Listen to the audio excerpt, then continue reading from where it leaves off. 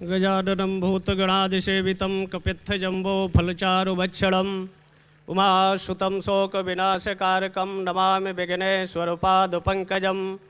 विघ्नेश्वराय वरदाय सुरप्रियाय लंबोदराय सकलाय जगद्धिताय नागाननाय श्रुतियज्ञविभूषिताय गौरीसुताय गणनाथ नमो नमस्ते। मध्ये शुतब्धमणमण्डपरत्नवेद्यां सिंहासनोपरि गतां परिपीतवर्णां पीताम्बरणमाल्यविभूताङ्गीं देवीं नमामि धृतमुद्गर्भैर्जिह्वाम्।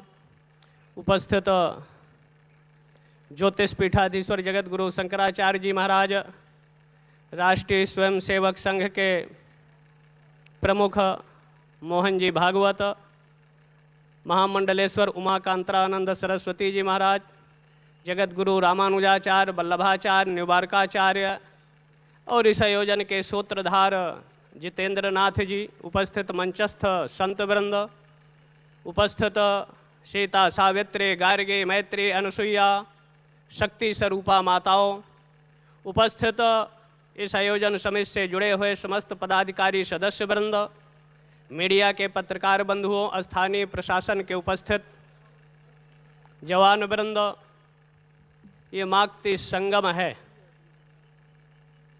और जहाँ तक शास्त्र का सिद्धांत है 7 गुना ऊंचा स्थान भारतीय सनातन संस्कृति में मातृशक्ति का है। जहाँ तक समानता और विषमता का प्रश्न, समानता विनाश की निशानी है और विषमता सृष्टि की निशानी है।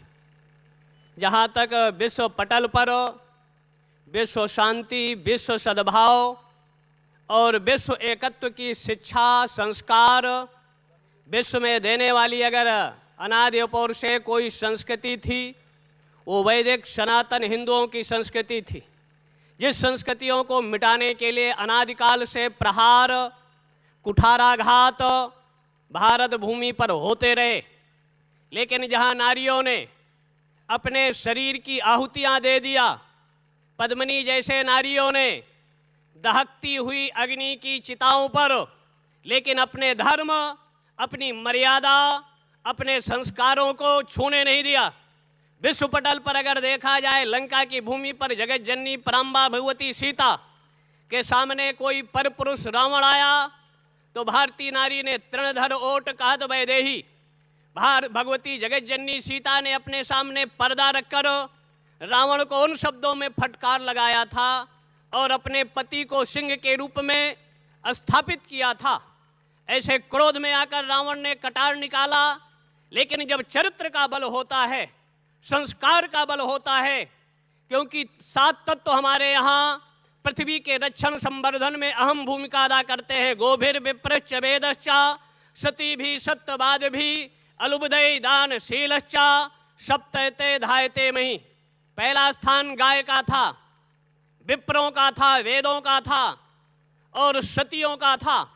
लेकिन सतियों के आन मान शान स्वाभिमान पर अगर हम विचार करते हैं, एक तरफ योजनाएं हैं बेटी पढ़ाओ बेटी बचाओ, एक तरफ परिवार नियोजन के नाम पर विश्व के 193 देशों में प्रतिदिन और वर्ष का औसत अगर लिया जाए तो 2 करोड़ बेटियों का कत्लेआम भ्रूण हत्या के द्वारा किया जा रहा है। और ऐसी विषम परिस्थितियां, एक तरफ ये नारी संसद लगा हुआ है, एक तरफ भारत में दहेज को लेकर बहुएं, स्टोव की टंकी फटती है, कहीं गैस का चूल्हा फटता है और बहुएं जलकर नष्ट होती हैं। आखिर ये विसंगतियां, कानून बनने के बावजूद सैकड़ों हजारों की संख्या में प्रतिदिन नारियों को दहेज के लिए जला दिया जाता है। ऐसी विषम परिस्थितियों में और एक तरफ हम नारी के विकास, उत्थान, उत्कर्ष की बातें करते हैं जहां तक, और ऐसी परिस्थितियों में कम से कम भ्रूण हत्या जैसा कृत्य पर समाज में अंकुश लगना चाहिए। नारी का संरक्षण संवर्धन और जहां तक समानता का प्रश्न है, 7 गुना ऊंचा स्थान भारतीय संस्कृति में नारी का है। ब्यालग्राही यथा ब्यालम ब्यालात उद्धयते विलम, जैसे मंत्र के प्रभाव से सपेरा बिल को खींच लेता है, बिल से सर्प को खींच लेता है, वैसे भारतीय संस्कृति कल्चर में नारी अपने चरित्र के प्रभाव से जो चाहे अपने जीवन में, और उस नारी के सामने अगर देखा जाए, चिंतन किया जाए, तो सृष्टि के उत्पत्तिकर्ता, पालनकर्ता और संहारकर्ता को चरित्र के बल पर अनुसुईया ने ब्रह्मा विष्णु महेश जो पुत्र के रूप में इस महाराष्ट्र में दत्तात्रेय, जो दत्त गुरु के रूप में इस महाराष्ट्र में प्रसिद्ध हैं, नारियों ने जब जब संस्कार दिया तो शिवाजी को निर्मित किया, भगवान राम को निर्मित किया। जब जब नारी संस्कारों के द्वारा अपने संतानों को अच्छे संस्कार देकर संस्कारित नारी, शिक्षित नारी दी, समाज के लिए आदर्श है। इसलिए नारी को बालिका को, जहाँ तक बालिका शिक्षित और संस्कारित होगी तो राष्ट्र संस्कारित और परिष्कृत होगा। नारी अगर विकृत होगी, लेकिन इस भारत भूमि पर अगर नारी अपने पति को तलाक देती है, पति के संबंधों को विच्छेद करती है, तो उनके भरण पोषण की व्यवस्थाएं शासन स्तर पर किया जाता है। लेकिन अगर नारी अपने चरित्र का पालन करती है, मान सम्मान स्वाभिमान की स्थिति निर्मित करती है, लेकिन इस भारत भूमि पर सतियों के जो मंदिर हैं, 11 मंदिरों पर ताला लगा हुआ है, उनके आरती पूजन पर प्रतिबंधन है।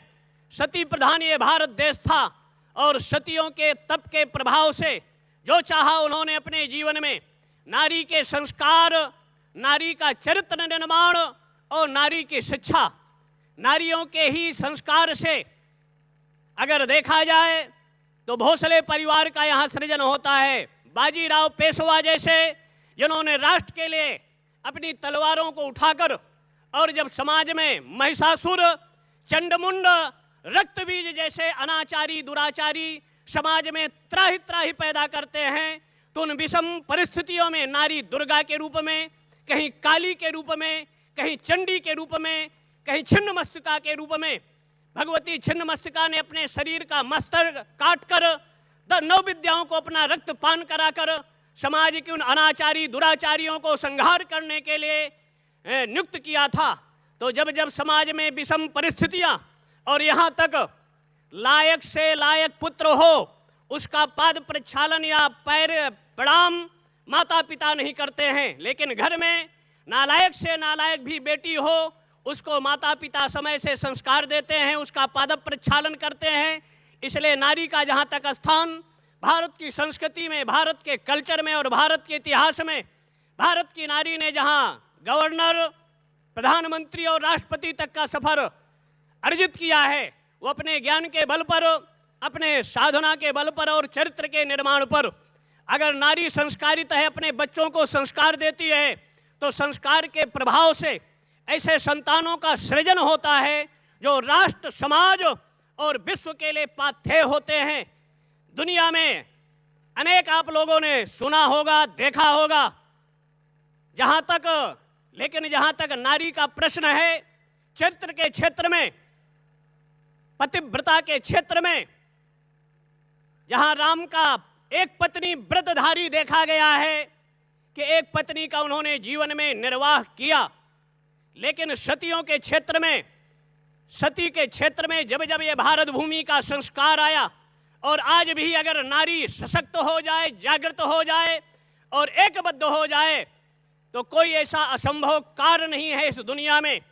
जब जब इस धरा पर अनाचार, दुराचार, पापाचार हुआ, लेकिन संगठित समाज एकबद्ध होकर, एक तरफ अगर विषम परिस्थितियां हैं, हम माला जपने का प्रकल्प लेते हैं, और दूसरी तरफ हम शस्त्रों का अनुसंधान करते हैं, हम शांति के पक्षधर हैं।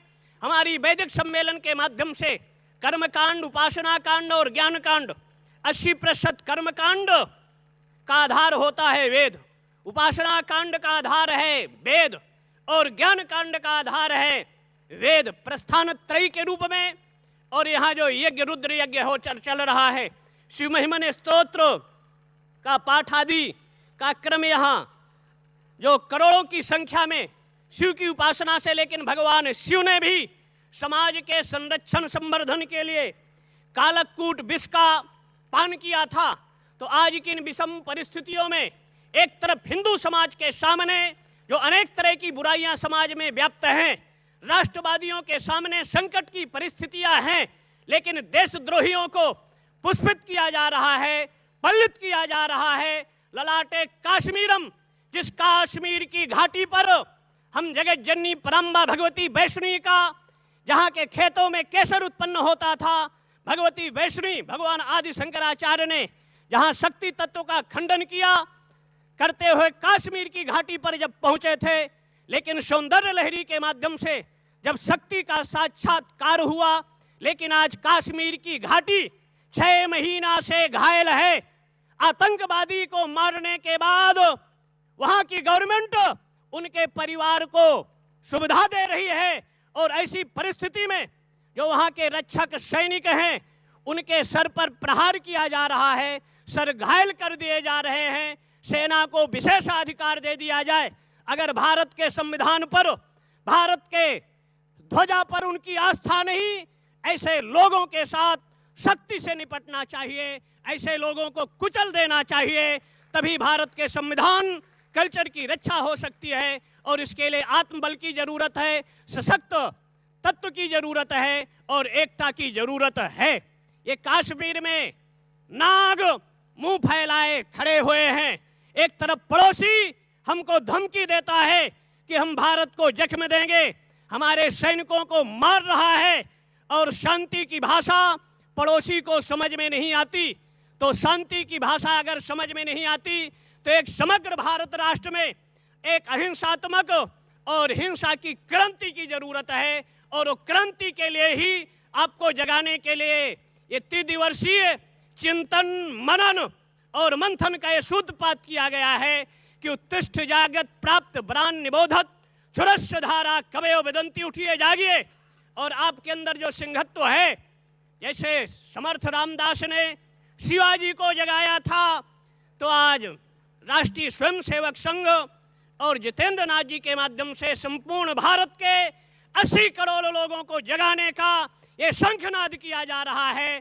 जग जाओ, और अगर सोते रहे तो मरने के लिए समुद्र के अतिरिक्त जगह नहीं रहेगी। वीर भोग्या वसुंधरा, ये वीरों की भूमि है, कायरों की भूमि नहीं, जहां तुकाराम को एक तरफ भक्ति के रूप में, ज्ञान के अधिष्ठाती के रूप में ज्ञानेश्वर, और योग्यता के वीरता के रूप में शिवाजी ने अपनी तलवार का अनुसंधान किया था इन देशद्रोही राष्ट्रद्रोहियों को सबक सिखाने के लिए।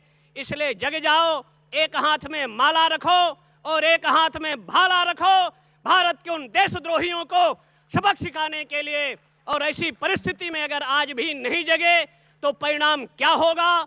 एक तरफ देशद्रोही शक्तियां, आस्तीन के सांप इस देश में अपना सशक्त अभियान चला रहे हैं, तो हम राष्ट्रभक्तों को भी सशक्त होकर, एकबद्ध होकर भारत माता की आन मान शान स्वाभिमान के लिए, जैसे वैदिक विद्वान यज्ञ में स्वाहा स्वधा अग्नि मीड़े पुरोहितम यज्ञस्य देव ऋतुजम अग्नि कस्मात् होतारम विश्ववेदसम।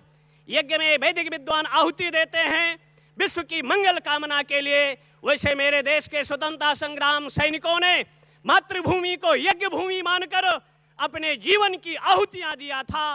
वो इसलिए आहुतियां नहीं दिया था कि देश के गद्दारों को पुष्पित, पल्लित और महिमा मंडित किया जाएगा।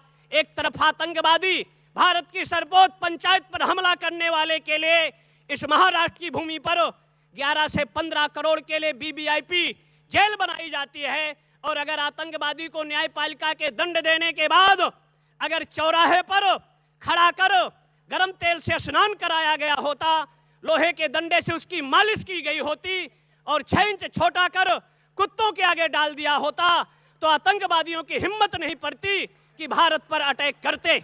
लेकिन आतंकवादियों का जब हम स्वागत करते हैं, सम्मान करते हैं, तो भारत की मानवता, भारत की शांति कराह उठती है, त्राहि त्राहि मच जाती है। इसलिए उठो जागो, अपने लक्ष्य उद्देश्य को प्राप्त करो। दहेज के लिए घर में बेटी को जलाओ नहीं, बहू को जलाओ नहीं, भ्रूण हत्या नहीं करो, नारी को पढ़ाओ, विकसित करो और उनको घर में अभिभावक जो हैं 15 मिनट बेटे और बेटी को नैतिक शिक्षा दो। और नैतिक शिक्षा और संस्कार दोगे, 5 वर्षानि लाले 10 वर्षानि ताड़ेत प्राप्ते तो 15 वर्षे, 5 वर्ष तक खाने पीने का दुलार रखो और 5 से 18 तक बेटी को अच्छे संस्कार दे दो।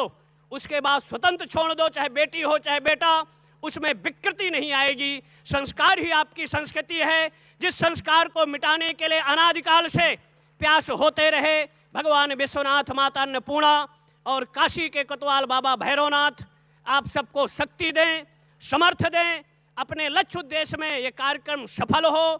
भारत 21वीं सदी में विश्व का गुरु बने, विश्व की महाशक्ति बने, क्योंकि देवाधीनम जगत सर्वम मंत्राधीनश्च देवता, देवताओं के अधीन विश्व की शक्ति है। और ज्योतिष पीठाधीश्वर महाराज के वार्षिक सम्मेलन में मोहन भागवत जी थे, सिंघल जी थे, और हमने उद्घोष किया था कि सशक्त हिंदू शक्ति पूर्ण बहुमत के साथ आएगी। और इस मातृ संगम से भी हम मंत्र शक्ति का अनुसंधान करेंगे, देशद्रोहियों की आहुति देंगे और देशभक्तों को शीर्ष पर ले जाएंगे। 21वीं सदी में भारत विश्व का नेतृत्व और मार्गदर्शन करेगा। सर्वे भवन्तु सुखिनः, सर्वे सन्तु निरामया, सर्वे भद्राणि पश्यन्तु, मा कश्चित् दुर्भाग् भवेत्। ओम शांति ही, ओम शांति ही। धर्म की, अधर्म का, प्राणियों में गौ माता की, गो हत्या, भारत माता की, वंदे वंदे। यज्ञ भगवान की, समस्त संतों की, समस्त जनता की। हर हर महादेव।